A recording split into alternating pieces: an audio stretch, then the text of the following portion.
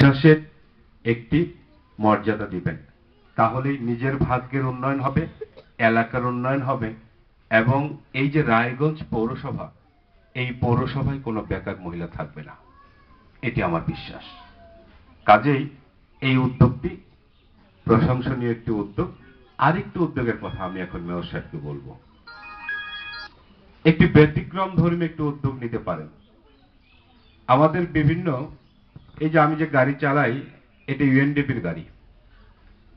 UNDP বাংলাদেশে অনেকগুলো organisation চালায়, আপনারা জানেন। সেই আপনার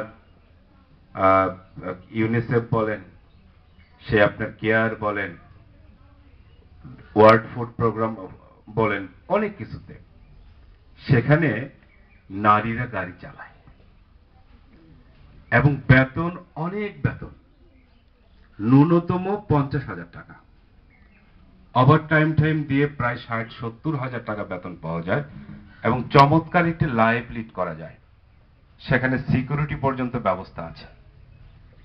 যদি আমাদের এখানে 18 থেকে 30 বছর বয়সী মেয়েদেরকে এই আপনার গাড়ি চালানোর প্রশিক্ষণ, মানে ড্রাইভার প্রশিক্ষণটা যদি দেওয়া যায়, অন্ততপক্ষে 5টা ফ্যামিলির মেয়েরা যদি চাকরি পায়, তাহলে অন্ততপক্ষে 25 জন লোক সেখানে উপকৃত হবে, 50 জন লোক সেখানে উপকৃত হবে এবং তার দেখা দেখি অনেক কিছু হতে পারে।